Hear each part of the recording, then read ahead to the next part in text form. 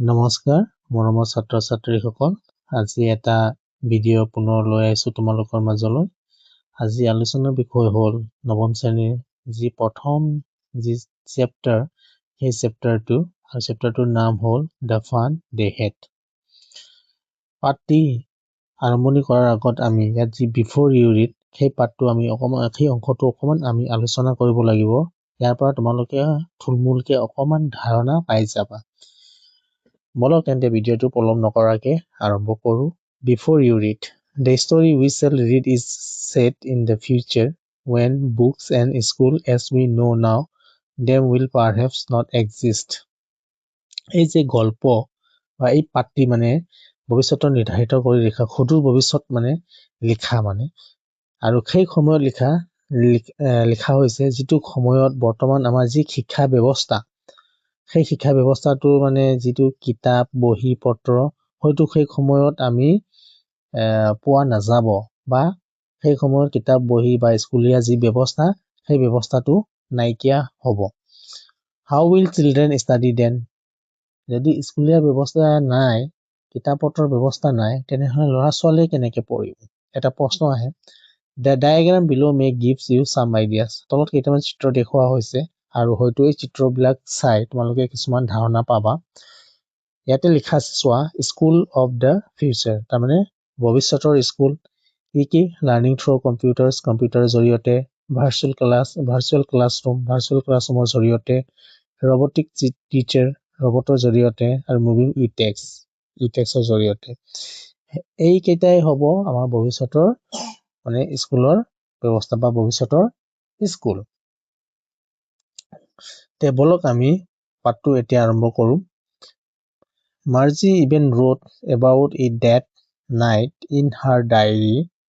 On the page headed 17 May 2157, she wrote, Today Tommy found a real book. Margie নামৰ এজনী ছোৱালী, তাই মানে তাইৰ দিনলিপিত লিখিছিল, একেবাৰে ওপৰৰ মানে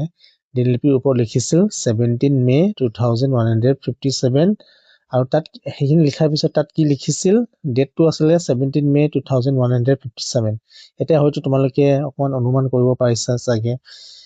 এতিয়া চলি আছে 2026। এতিয়া কিতাপখন তেতিয়া মাৰ্জিয়ে ডায়েৰীত নোট কৰা, ডায়েৰী মানে কি, দিনলিপি। আমি সদায় যিটো কাম কৰি যাওঁ দিনটোত, সেই কামবোৰ মানে আমি ডায়েৰীত মানে দিনলিপিত মানে নোট কৰি থওঁ। তে মাৰ্জিয়ে লিখা ডেটটো আছিলে 17 May 2157। তে সেই সময়ত মানে 2157, সেই সময়ত স্কুলীয়া ব্যৱস্থাটো নাইকিয়া হৈ যাব। বৰ্তমান যি স্কুলৰ ব্যৱস্থা, সেই ব্যৱস্থাটো নাইকিয়া হৈ গৈছে এতিয়া। আৰু তাত ভৱিষ্যতৰ স্কুলটো কি আছিলে, যিটো আমি কৈছিলোঁ কম্পিউটাৰৰ জৰিয়তে, ৰবটিক টিচাৰৰ জৰিয়তে বা ভাৰ্চুৱেল টিচাৰৰ জৰিয়তে, সেই কথাখিনি মই ইয়াতে কৈ দিছোঁ। আৰু সেই দিনলিপিত মানে তাই লিখিছিল যে টুডে টমি ফাউণ্ড এ ৰিয়েল বুক। আজি টমিয়ে সঁচাকৈ মানে একেবাৰে আগৰ পুৰণা যি কিতাপ, মানে সেই কিতাপৰ যিটো ব্যৱস্থা আছিলে, সেই কিতাপৰ মানে এটা কিতাপ, মানে এটা ৰিয়েল কিতাপ, মানে সঁচা অৰ্থত এখন কিতাপ মানে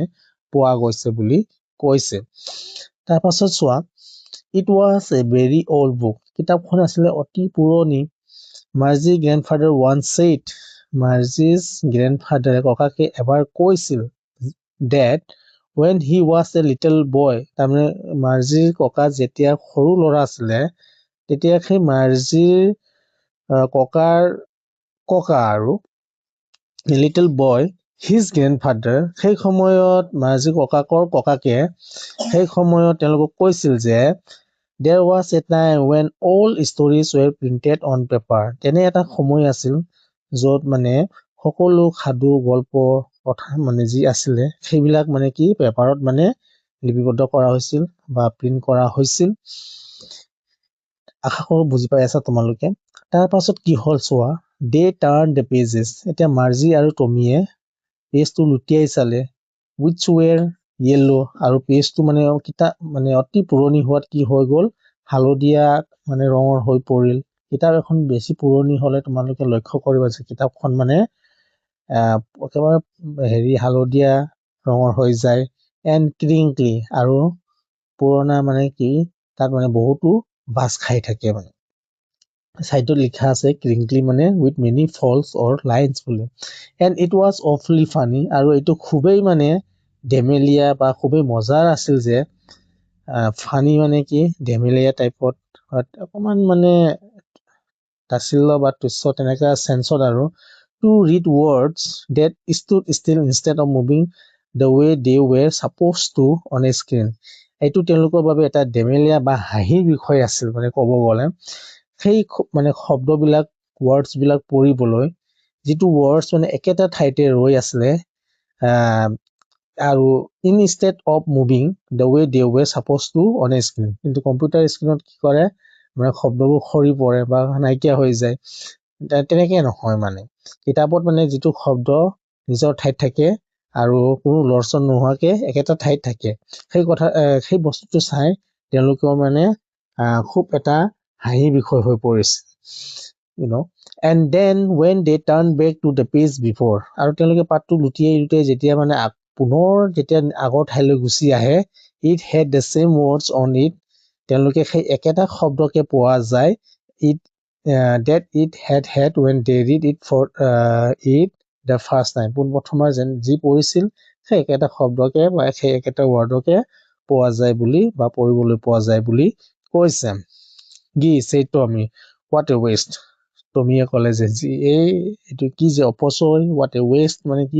কি যে অপচয় এইটো when you are through with the books যেতিয়া তুমি মানে কিতাপখন পঢ়ি শেষ কৰিলা তেতিয়া মানে তুমি সেইখিনি পেলাই দিলা you just throw' it away এই কথাটো টমিয়ে কৈছে যে কিতাপখন পঢ়ি শেষ হ'লে কি হ'ব ই অপচয় হ'ল কাৰণ ই পেলাই দিবা আই গেছ মই অনুমান কৰিছোঁ আৰু our television screen must have had a million books on it কিন্তু আমাৰ যিটো টেলিভিজন যিটো কম্পিউটাৰ মানে যি টেলিভিজনৰ স্ক্ৰীন যিটো টেলিভিজনৰ কিতাপ আছে তাত মানে মিলিয়ন কিতাপ আছে and it is good for plenty more আৰু বহুখিনি মানে তাত মানে ৰাখি থবও পাৰে I would not throw it away আৰু তেওঁলোকে সেইটো মানে পেলাই দিবলগীয়া নহয় যেনেকৈ কিতাপ এখন পঢ়ি শেষ হোৱাৰ পিছত যেনেকৈ পেলাই দিয়া হয়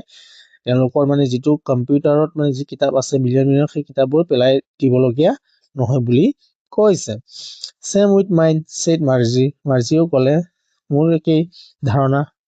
she was 11 and had not seen as many telebook as Tommy had এতিয়া মাৰ্জিৰ বয়স কিমান 11 বছৰ আৰু তাই টমিয়ে যিমান মানে কিতাপ বা টেলিবুকছ পঢ়িবলৈ পাইছে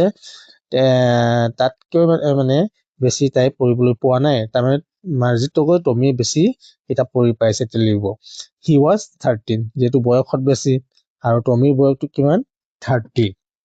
she said where did you find it তাই সুধিলে টমিক কিতাপখন ক'ত পাইছিলা বুলি in my house she pointed without looking নোচোৱাকৈ তাই মানে ক'লে যে মোৰ ঘৰতে পাইছোঁ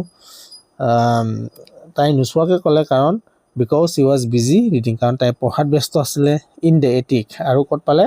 এটিকত পালে বুলি কৈছে এটিক মানে ধৰা ঘৰৰ চালৰ তলৰ কিছুমান খালী ঠাই থাকে যিটো আমি ষ্ট'ৰ ৰুম হিচাপে ব্যৱহাৰ কৰা হয় সেই ঠাইডোখৰক বুজায়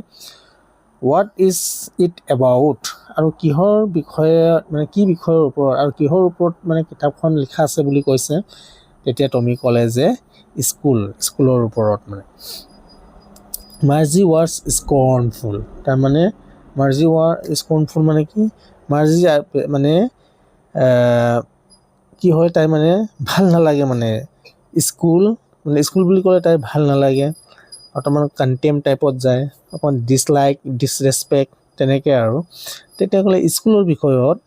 what is there to write about school I hate school ইয়াতে ক'লে আৰু স্কুলৰ ওপৰত মোৰ লিখিবলৈ কি আছে আই হেট স্কুল মই স্কুল ভাল নাপাওঁ Marzi always hated school Marzi সদায় স্কুলক বেয়াই পায় but now C hated it মোৰ দেন এভাৰ আগত যিমান বেয়া পাইছিল তাতকৈ এতিয়া আৰু বেছিকৈ বেয়া পোৱা হ'ল আৰু বেয়া পোৱাৰ কাৰণটো চোৱা the mechanical teacher had been giving her test after test in geography mechanical teacher যিজন মানে মেকানিকেল টিচাৰ শিক্ষক সেই শিক্ষকে মাৰ্জিক মানে কি কৰিছিল পৰীক্ষাৰ ওপৰত টেষ্টৰ ওপৰত টেষ্ট লৈ আছিলে কিহৰ বিষয়ৰ ওপৰত জিঅ'গ্ৰাফিৰ ওপৰত ভূগোলৰ ওপৰত and C head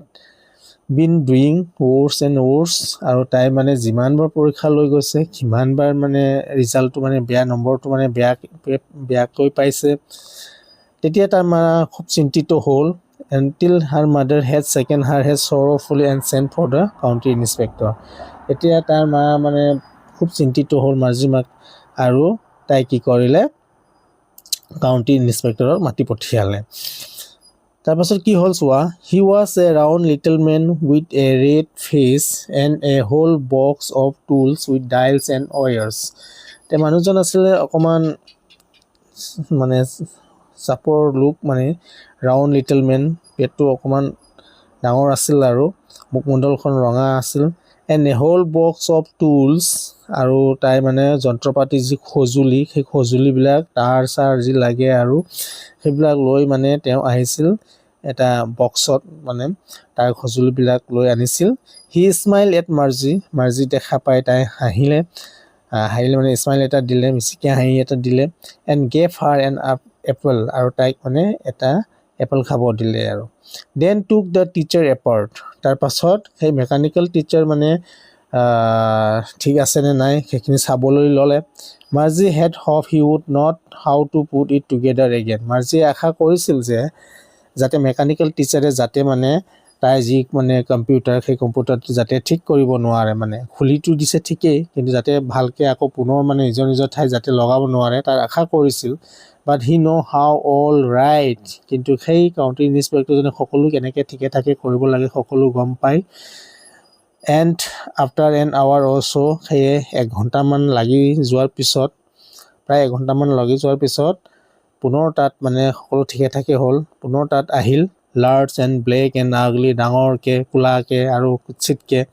with a big screen on which এটা ডাঙৰ স্ক্ৰীণত তাৰমানে যিটো কম্পিউটাৰ বনাব আহিছিল মেকানিকেল টিচাৰটো চাব আহিছিল সেই কাউণ্টি ইন্সপেক্টৰজনে চব ঠিকে ঠাকে মানে লগালে লগোৱাৰ পিছত এতিয়া যেতিয়া অন কৰিলে দেখা গ'ল যে স্ক্ৰীণত ডাঙৰকৈ কোলাকৈ মেকানিকেল টিচাৰজন শিক্ষকজন পুনৰ উপস্থিত হ'ল আৰু সকলো মানে অল লেচনছ ৱেৰ শ্ব'ন আৰু সকলো মানে পাঠ্যক্ৰমবিলাক তাত দেখুৱালে এণ্ড দ্য কুৱেশ্যনছ ৱেৰ আস্কড আৰু প্ৰশ্নবিলাক তাতে সুধিলে that was not so' bed ইমান এটা সেইখিনি বস্তু ইমান বেয়া নাছিল বাৰু the part Marzi hated most was the slot where she had to put homework and test paper কিন্তু মাৰ্জিয়ে মানে সেইখিনিলৈকে ঠিকে আছিল কিন্তু মাৰ্জিয়ে আটাইতকৈ বেয়া পোৱাটো সেই শ্লট আছিলে যিটো শ্লটত মানে তাই মানে হোমৱৰ্ক আৰু টেষ্ট পেপাৰ দিব লাগে এতিয়া শ্লট মানে কি এটা সৰু এটা জেগা বা ঠাই যেনিবা আমি য'ত কম্পিউটাৰ মেমৰি য'ত ভৰাব পাৰে সেইটো এটা শ্লট হয় আৰু ক'ব গ'লে এইটো ATMৰ মানে আমি যিটো কাৰ্ড ভৰাওঁ পইচা উলিয়াবলৈ সেই য'ত মানে কাৰ্ড ভৰাওঁ সেই ঠাইখিনিও আমি শ্লট বুলি ক'ব পাৰোঁ তেনেকৈ এটা ঠাই বা জেগা তাৰপাছত কি হ'ল চোৱা she always said to write them out in a punch code they made her learn when she was 6 years old আৰু সেই মানে যিটো হেৰি আছিলে হোমৱৰ্ক আছিলে টেষ্ট পেপাৰ আছিলে সেইটো তেওঁ মানে তাই মানে পাঞ্চ কোডত লিখিব লাগে এতিয়া পাঞ্চ কোডটো হ'ল এটা ফটো বা বিশেষ চিহ্নৰ জৰিয়তে দিয়া কম্পিউটাৰ কোড ইয়াতে এই গল্পটোত মানে ছাত্ৰ ছাত্ৰীয়ে হোমৱৰ্ক পাঞ্চ কোডত লিখি মেকানিকেল টিচাৰক মানে দিছিল আৰু টিচাৰজনে সেই কোড পঢ়ি উত্তৰ মানে চেক কৰিছিল আৰু লগে লগে মাৰ্কটো দিছিল মানে এতিয়া সেই পাঞ্চ কোডটো মানে মাৰ্জিক মানে যেতিয়া তাই 6 বছৰৰ আছিলে তেতিয়া তাইক মানে সেইবিলাক সকলো মানে শিকাই দিয়া হৈছিল and mechanical teacher calculate the marks in no' time আৰু মেকানিকেল টিচাৰজনে সময় অপচয় নকৰাকৈ লগে লগে মাৰ্কটো মানে গণনা কৰি দিছিল বা কাউণ্টিং কৰি দিছিল কিমান শুদ্ধ হৈছে কিমান ভুল হৈছে তাৰপাছত কি হ'ল চোৱা the inspector had smiled after he was finished and patted মাৰ্জিৰ হেড যেতিয়া মানে সেই কাউণ্টি ইন্সপেক্টৰজনে তাই কামটো যেতিয়া শেষ কৰিলে তাৰপাছত মানে তাই মাৰ্জিক চাই মানে মিচিকে হাঁহি এটা দিলে এণ্ড পেটেড মাৰ্জি ছেড আৰু মৰমেৰে মাৰ্জিৰ মূৰত মানে তাই হাতটো মানে লাহেকৈ বুলাই দিলে আৰু পেটেড মানে লাহে মৰমেৰে মূৰৰ ওপৰত মানে হাত বুলাই দিয়া আৰু he said to her mother এতিয়া সেই কাউণ্টি ইনস্পেক্টৰজনে মাৰ্জি মাকক ক'লে যে it is not the little girl's fault Mrs Jones. এতিয়া মাৰ্জি মাকৰ নাম কি আছিলে, ইয়াতে পালোঁ আমি মিছেছ জন। এতিয়া ক'লে যে ছোৱালীৰ কোনো ভুল নাছিলে তাত Mrs Jones. I think the geography sector was geared a little too quick. মানে ইয়াতে কাউণ্টি ইনস্পেক্টৰজনে কৈছিল যে যিটো ভূগোলৰ যিটো ছেক্টৰ আছিলে, পাৰ্ট যিটো আছিলে, সেইটো অকণমান মানে দ্ৰুতগতিত আছিলে। দ'জ থিংছ হেপেন ছামটাইমছ, আৰু সেই বস্তুবিলাক কেতিয়াবা হৈ যায় বাৰু, যিহেতু মেচিনাৰী বস্তু। I have slowed it up to an average 10 years level, আৰু মই সেইখিনি ঠিক ঠাক কৰি দিছোঁ, আৰু সেই দ্ৰুতৰ যিটো গতি আছিলে সেইটো মই কমাই দি 10 বছৰৰ মানে বয়সৰ মানে লেভেলত মানে ৰাখিছোঁ বুলি ক'লে আৰু। Actually the overall pattern of her progress is quite satisfactory. আৰু তাইৰ কাউণ্টি ইনস্পেক্টৰজনে মাৰ্জি মাকক ক'লে যে অভাৰঅল তাৰ মানে প্ৰগ্ৰেছটো মানে ভালেই, সন্তোষজনক, তাই মানে ভালেই কৰিছে। And he patted Margie said again, আৰু তাই পুনৰ মাৰ্জিৰ মূৰত মানে হাতটো বুলাই দিছে। মাৰ্জি ৱাজ ডিছএপইণ্টেড, কিন্তু মাৰ্জি মনটো অকণমান মানে বেয়া লাগিল, ভাল নালাগিল। She had been hoping they would take the teacher away all together, কাৰণ তাই আশা কৰি আছিলে যে তাই মানে সেই ভূগোলৰ যিটো শিক্ষক আছিলে সেইটো মানে কেইদিনমানৰ কাৰণে, বা তাই কম্পিউটাৰৰ যিটো শিক্ষক আছিলে কেইদিনমানৰ কাৰণে আঁতৰাই ৰাখিব বুলি। They had once taken Tommy's teacher away for nearly a month. তেনেকৈ আগত মানে টমিৰ ক্ষেত্ৰতো হৈছিল। টমিৰ মানে মেকানিকেল শিক্ষক মানে অকণমান অসুবিধা প্ৰব্লেম থকাৰ কাৰণে প্ৰায় এমাহমান মানে আঁতৰাই ৰখা হৈছিলে। Because the history sector head blank out completely, কাৰণ হিষ্টৰী যিটো বিষয় বা পাঠ, সেই পাঠটো মানে সম্পূৰ্ণৰূপে মানে নাইকিয়া হৈ গৈছিল, আৰু সেইখিনি ঠিক ঠাক কৰিব যাওঁতে প্ৰায় এমাহমান লাগিছিল। ঠিক তেনেকৈ মানে মাৰ্জিও মানে আশা কৰিছিল যে তাৰ যিটো ভূগোল ছেক্টৰ, সেই ভূগোল ছেক্টৰটো মানে ঠিক ঠাক কৰিবলৈ মানে কাউণ্টি ইনস্পেক্টৰজনে প্ৰায় এমাহমান মানে লগাব বুলি ভাবিছিল, কিন্তু তেনেকৈ হোৱা নাই। সেই গতিকে তাইৰ মনটো অকণমান বেয়া লাগিছে। So' she said to me, why would anyone write about about স্কুল। সেয়ে তাই টমিক সুধিলে কোনোবাই স্কুলৰ বিষয়ে কিয় লিখিব। Tommy look at her with very surprise superior eyes. খুব আচৰিতভাৱে টমিয়ে তাইক চালে আৰু ক'লে যে because it is not our kind of school stupid. যে কাৰণ সেইটো আমাৰ যি স্কুল তেনেধৰণৰ স্কুল নাছিলে, ষ্টুপিড বুলি ক'লে। ষ্টুপিড মানে যা অকণমান মূৰ্খ টাইপৰ আৰু। This is the old kind of school that they had 100 of years ago। আৰু তাই ক'লে যে সেইটো সেই স্কুলৰ বিষয়ে লিখিছে যিটো স্কুল মানে শ বছৰৰ আগত মানে আছিল। হি এডেড লফটিলি প্ৰনাউন্সিং দ্য ৱৰ্ড কেয়াৰফুলি, লাহেকৈ ক'লে যে চেঞ্চুৰিজ এগ', শতাব্দীৰ আগত মানে। মাৰ্জি ৱাজ হাৰ্ড, মাৰ্জি আচৰিত হ'ল। Well I don't know' what kind of school they had all that time ago'. আৰু তাই ক'লে যে মাৰ্জি, মই নাজানো যে সেই সময়ত বা তেনেকৈ সময়ত মানে কেনেধৰণৰ স্কুল আছিলে। She read that the book over his shoulder for a while. তাইক মানে অকণমান কিতাপখন পঢ়িলে টমিৰ কান্ধৰ ওপৰেদি। দেন ছেইড, আৰু তাৰপাছত ক'লে তাই anyway De head a teacher, তেওঁলোকৰ মানে এজন শিক্ষক আছিল বুলি। আশা কৰোঁ তোমালোকে ইমানখিনি বুজি পাইছা।